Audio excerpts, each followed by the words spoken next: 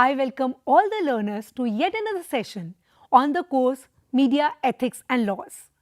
If you are a student of PGJMC or MAJMC from School of Journalism and New Media Studies at IGNOU, then this course is MJM025, which is a part of your first year. And if you are a lay person, then of course it will also be useful for you because today we shall discuss media ethics and self-regulation. This is Unit 3 of the course MJM025. Friends, in the earlier lectures we went through Unit 1 and 2. In the first unit, we discussed the concept of ethics. What are ethics? What is self-regulation? Why do we need ethics as a society? Then in the second unit, we looked at ethics pertaining to particular profession of journalism. How, as a journalist, while reporting, which are the concerns and why you should be bothered about them, what can you do to be ethical? Today, we come at self-regulation, which is a very known and very practiced method of adhering to ethics. Before any laws, codes, any governments, organizations or authority can reprimand you, your own inner conscience can tell you to stop or to proceed. That is what is self-regulation. Let us begin with Unit 3 of MJM 025, Unit on Media Ethics and Self-Regulation. Let me take you through the structure of this unit.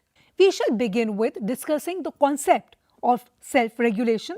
Then we should go to the codes of ethics. What are the canons of journalism? Certain commissions on freedom of press. What are their views on self-regulation? Emerging ethical areas like diversity and sensitivity, advocacy and ethics, digital media ethics, ethics related to citizen journalism and the use of hidden camera. And then of course, we shall end with essential ethical values. Friends, in the previous units, we defined ethics as rational, systematic principles, values and norms to determine what is good or bad, correct or incorrect, right or wrong. Thus, this would help us make correct choices as far as human actions are concerned.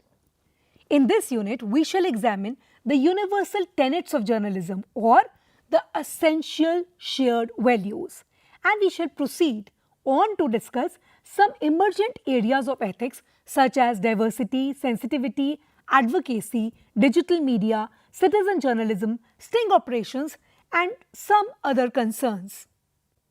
Through this discussion, we will try to explain how media ethics and self-regulation are interlinked, and if media professionals follow certain ethical principles and norms, it will actually lead to self-regulation on their part and on the part of their profession as well. Learning outcomes, what can you expect after you go through this unit or after you've heard this lecture on the video? We expect you to be able to discuss the concept of self-regulation, to be able to distinguish between codes, laws and ethics. You would be able to describe universal media ethics, analyze the emerging ethical areas such as diversity, advocacy and digital media, and to be able to apply ethics in your day-to-day work life as a journalist. So friends, with this introduction and learning outcomes, let us proceed to the concepts of this unit, the concept of self-regulation. You would be wondering, what is the difference between a code, law or ethics? We have laws to tell us. If I steal, I can be put behind bars. If I say something against somebody and their reputation gets hurt, again, I can be punished by the court of law. So it's okay to follow law, isn't it? Unless and until I am a law-abiding citizen, what is the meaning of ethics in my life? Let's take you to the difference. Code. Code is a systematic set of guidelines or framework for standard moral behavior. It is an index of what is generally considered desirable. Law, however, is a set of rules established by a social system which demands or prohibits certain actions. You should do this as the law says you to do this. You should not do this because the law prohibits you from doing this. So, code and law are different. And then comes ethics. Ethics do not involve application of a formal set of codes or rules, but they are more in the nature of self-check or self-control. Thus, ethics are equal to personal decisions or practices that we follow. What is right or wrong in our own mind. That is ethic. Code, law, ethic. Then you would say, okay, if there are ethics, there are codes, why would we need laws? Because sometimes punishment is something that keeps a society at check, that actually protects the interest of certain classes, categories of people against others. That is where you would need things to be punishable by the court of law. After this basic difference between code, law and ethics, let us come to codes of ethics. Various codes of conduct have been formulated by different bodies and institutions from time to time. According to the UNESCO report, more than 370 codes of practices are said to be listed in the International Press Council in different parts of the world. Every society, every country has certain associations that put up codes. In India, you have Press Council, you have different press commissions, you have the Editors Guild. For advertising, you have advertising associations, advertising standard council. You have All India Radio's Code of Conduct, you have Doordarshan Code of Conduct. For every kind of print, electronic or online medias, you do have codes and ethics which are put out by different societies as per their platforms, as per their cultures and different nations. Some media organizations prefer to use the term code of practice or code of ethics instead of code of conduct. It is what you might call it. Whatever the nomenclature, they are aimed to develop a responsible attitude in the exercise of journalistic duties and create a collective conscience of the profession. Now, there are certain canons of journalism, which means there are certain pillars of journalism by which you abide, you stand and you practice. The first code of ethics for journalists was adapted in 1910 in the United States by Kansas Editorial Association, which was written by William E. Miller. So as early as then, even more than a century back, we felt the need of writing the codes of ethics. This code was largely focused on advertising and it was called For Advertising Policies that were forthright and fair, news that was honest, just and decent. Those were the earlier days of industrialization, where products were being mass produced, and to advertise they would want the newspapers to write about them. So that is when this code of conduct came, that you have to keep promotions separate from the hardcore news. The radio code then was adopted in 1928. When radio came in after the print, there was a need which was felt to put a code of ethics for even the broadcast. So this code was later expanded into radio and television code, covering advertising and program conduct. Always the promotional or the market forces were thought to be kept away from the serious journalism, and these earlier codes of conduct actually spoke on these. Then came the era of commissions. So there were different commissions on freedom of press, and these commissions came with the idea that the press must provide a truthful, comprehensive and intelligent account of a day's events in a context that gives them meaning, not bland reporting but meaningful reporting. So press commissions wanted to protect the interest of the press as well as make it responsible and dutiful towards the public. With these aims, they did come up with different codes of conduct. Commissions of freedom of press had certain tenets, certain common tenets across the universe. The press must serve as a forum for the exchange of comment and criticism. The press should project a representative picture of the constituent groups of the society. The goals and values of society should be presented and clarified by journalists, and the press should actually provide full access to the day's intelligence and happenings. So the press was thought to be the eyes and ears of the public. Whatever they are seeing, they need to report to the people objectively, intelligently, sensitively, in a balanced manner. And in that, their interest has to be protected. A press person, a journalist, a reporter can work objectively only if he or she is working without any fear. So not to be fearful, not to be actually threatened. All this was thought of by press commissions, and they gave certain codes of conduct. Now, what do the canons of journalism actually stand for? What is the role and importance of code of ethics? I will leave you with these food of thought, and I would say that please discuss it in groups with your friends, with your family, with your colleagues, and think of what does journalism today stand for? What kind of ethical practices do we need to follow new to what were originally told to us by press commissions or certain groups as codes of conduct? Now, there are certain essential ethical values, and universally across the nations, whatever the culture be, whatever the history of a nation be, these three values, accuracy, objectivity and privacy, are thought to be the essential ethical values. Accuracy means journalism for vital public interest with trust. The public is trusting that you are accurately, truthfully giving them this information which is in their larger interest. As a journalist, this is the first ethical value that should govern your professional conduct. Keeping the personal biases and opinions at bay. That means objective reporting. So even if I belong to a certain class, a certain culture, a certain religion, or I have been brought up on certain values, and my report or what I am looking around clashes with those upbringings, those experiences, I still should keep objectivity my paramount aim and report objectively.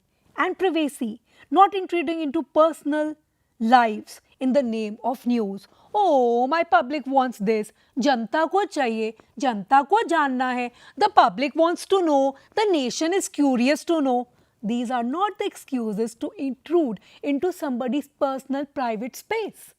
Even if somebody is famous, even if somebody is a public figure, even if somebody is an elected representative of the public, doesn't mean that that person doesn't hold a private life or a personal domain. So, accuracy, objectivity and privacy are the essential ethical values that you need to work on while being a journalist in your profession.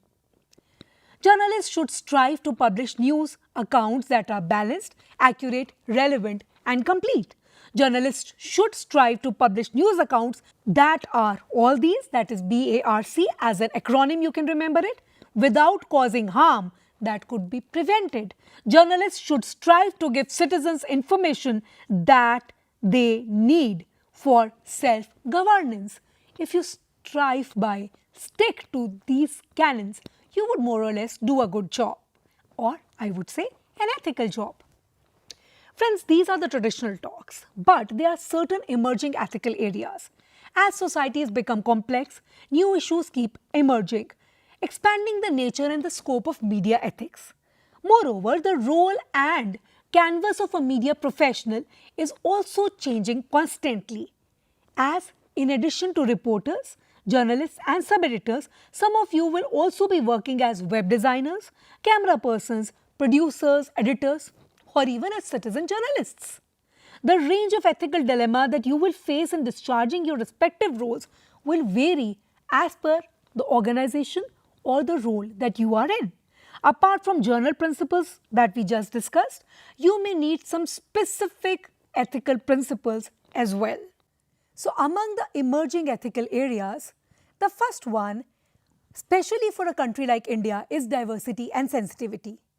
For a country like India, where the population is over 1.2 billion, comprising a variety of class, caste, religion, ethnicities, sexual orientations, disabilities, and even geographical areas, diversity is a huge ethical issue. There are a number of regions and linguistic zones, each having its distinct cultural identity. A variety of languages are spoken across our nation, which include 22 officially recognized languages and about 1652, more than 1.5 thousand dialects across the country. However, it has often been found that specific issues and concerns related to the disadvantaged sections of the society, to the Dalits, to the disabled, to the minorities and those located in the far-flung areas do not get adequate media space, which further suffers due to the stereotypical representations. Friends, we have often seen some sections being reported very minutely, and even if they are reported with a stereotypical objective or a stereotypical bias in mind. There can be certain examples of diversity and sensitivity. Projection of women. Researchers show that women issues are usually reported only when a news value which can be sensitized. Representation of the disabled. Do they get enough coverage? You do have bills on disability, you have a whole percentage of population which goes through mental or physical disabilities, but the news reporting is very minimal, if at all. Opinions of the poor, reporting on the elderly. We very proudly say, we are a young nation, the youngest nation. Where are our elderly? Where are our old in our news stories? Reporting on certain geographical areas, the northeast or maybe the southeast of the south. Do we have enough reporting? Do our newspapers cover these sections, these geographical areas? This is again a food for thought which I would ask you to ponder over. Try and do a little research on your own. Take up our newspapers for a month and try and see how much of weightage is given to these. What to talk of these? Look at your Hindi cinema gets so much coverage in your entertainment section. Does the regional cinema or the parallel cinema get that coverage? Or even in sports? Cricket and cricket all around. Do you look at other sports getting that much of coverage? So this diversity and sensitivity, when it is lifestyle, fashion, glamour or sports, might not be this sensitive. But when it is related to the disabled, the elderly, the minorities, the women, it gets more sensitive. So diversity and sensitivity in your reporting is something that is one ethical concern that would guide you through while reporting. Another one is advocacy and ethics. Advocacy stems from the word advocate, a person who pleads in favor of another person. Thus, advocacy is support or argument for a cause. Advocacy is based on the premise of human rights, democracy and peaceful coexistence. However, if advocacy is used for self-interest, deceit, manipulation, disregard for others, then it leads not only to the loss of face for all those involved, but also to lowering of moral compass of the society. Whenever there is a bill in the parliament, lobbying or advocacy, whether legalized by certain countries or not as a legal profession, is of course practiced. You would try to influence the opinions of the decision makers. But let this advocacy, as senior journalists, as powerful reporters with camera and pen in your hand, that pen is mightier than the sword and you have that power, let it be for the journal's social good and not for your personal gains. This is another ethical concern. Now friends, as we said, as the society progresses, as new things get added, new ethical domains also need to be looked into. One of such new addition in the media is that of the digital or the new media. Now with the digital media comes the need to have digital media ethics. Digital media is a rich source of information which enables information sharing and dissemination without any filters or any means to restrict the content.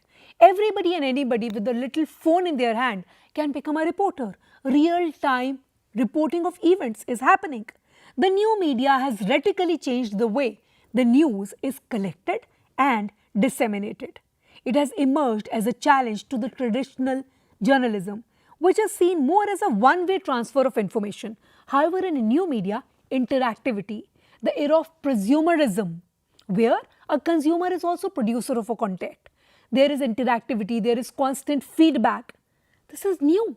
This was not the concerns though the traditional journalism was dealing with. Social media platforms are being extensively used for sharing of views and also as news sources.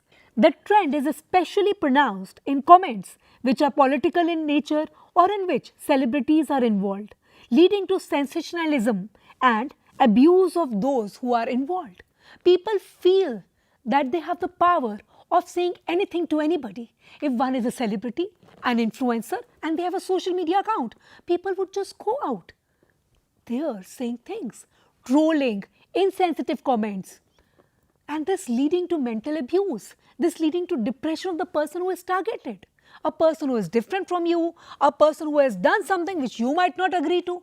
Sometimes your actors are trolled for their screen characters, something which is not even real. For that, real-time trolling or abuse happens. So these ethical concerns have become paramount with the coming of the digital media. The perils of digital media include news crimes emerge every day calling for preventive measures such as training on software and constant update of the knowledge to adhere to some of these concerns. The perils of new media include phishing, scams, abuses, trolling, and even addictions. So as reporters, should you be careful? As common people, as citizens, as users of new media, what are the ethical concerns that should govern you while reporting on your social media accounts? And this brings us to the ethics concerning citizen journalists. The access and availability of technology has led to the growth of the concept of citizen journalism, wherein a layperson decides and presents the issues of importance and concern. Of course, citizen journalism is not an entirely new concept. It had existed in some form where ordinary people were involved in contributing to the news. It has always been there. But with the coming of the new media, it has come to new forays. It has assumed new powers. Over a period, some confusion has also emerged as to who is a citizen journalist. Can you actually term the bloggers, the stringers, or those engaged in the user-generated content, the influencers, as citizen journalists? These days, your celebrity is your next-door influencer, and your reporter is your next-door person. Anybody sitting on the next seat with you on the bus, on the metro, or buying the vegetables with you in the next person in the queue can be a journalist. They can be reporting anything and everything. They can just be doing things with their camera on. Where this has led to good things, where corruption is under control, now people are seen recording incidents of bribe asking or abuses. So things are happening for good, but at the same time, things are also happening for bad. So who are citizen journalists? How should they be ethical? Practicing restraint in their activities is another concern. Usage of hidden camera, which can be these days done by the citizen as well as the professional journalist of an organization. Objective writing is neutral, balanced, factual, and purely for information dissemination. We would all agree, and journalists are taught to write objectively. Now, other than objective writing, there are different other kinds of writing as well. The interpretive writing. Interpretive writing involves analyzing and interpreting complex issues and claims made by the government and different political parties. Investigative writing. Investigative writing works on the premise that something somewhere is wrong and it aims to dig beneath the surface in search of why and how. Now, the primary objective of investigative journalism is to uncover the truth for the public good. And in this pursuit, it follows an adversary role where the government or the corporate sector can be involved. Sting journalism is an offshoot of investigative journalism. So friends, you see from objective writing to interpretive to investigative writing and the need for the investigative journalism. The debate surrounding ethical issues in media has gained increased prominence in the last few decades, and the issue is being hotly debated at various levels and forums. Now, this debate assumes more importance when every citizen is a journalist. Every phone is a hidden camera. When should you use this hidden camera is again an ethical domain which you should ask in your own selves, where self-regulation needs to be coming into foray. All these are areas of self-regulation. Ethics imply the freedom of choice. Hence, a strong grounding in ethics will help you understand various critical issues in your profession and to follow the correct path. As a new generation of media professionals, you need to have a critical understanding of your role in a highly competitive and profit-driven media environment. And you need to act as harbinger of change for the well-being of society as well as the profession. This is actually the summary of what all we discussed in this brief lecture today. We discussed certain concerns, we discussed where you need to exercise self-regulation and you need to be ethical in your own conscience to be a good journalist. You need to work for the journal good of the public. You need to stand as the fourth pillar of the democracy. At times, you might need to go against the powerful, the rich, those in actually the state governance. But if you do it for your own good, then you're not being ethical. However, your self-regulatory practices in your mind should tell you, okay, this I am doing, but for the public good. But remember certain tenets that will guide you through this. Remember that it is important for a media professional to develop strong ethical sense and value system so that he or she can make correct choices to face the complexities and challenges of the real world and of their own professional lives. Remember, media ethics and self-regulation are interlinked. Remember, the canons of journalism stand for responsibility, freedom, independence, honesty, accuracy, impartiality, fair play, and decency in journalism. Remember, codes of ethics aim to develop a responsible attitude among media professionals towards their work and flag the problem areas which need to be anticipated and avoided in discharge of their duties. So, if you remember all this, if you decide to stand by these practices, your self-regulation will help you keep grounded and, most importantly, your self-regulation will help you remain ethical while you are rendering your duties as a journalist. With this note, friend, we come to the end of Unit 3 of MJM 025. Again, I will repeat what I repeat in all the lectures. Keep reading your self-learning print material provided to you simultaneously for the best gain of these video lectures. Wish you a fruitful learning experience with us. Thank you.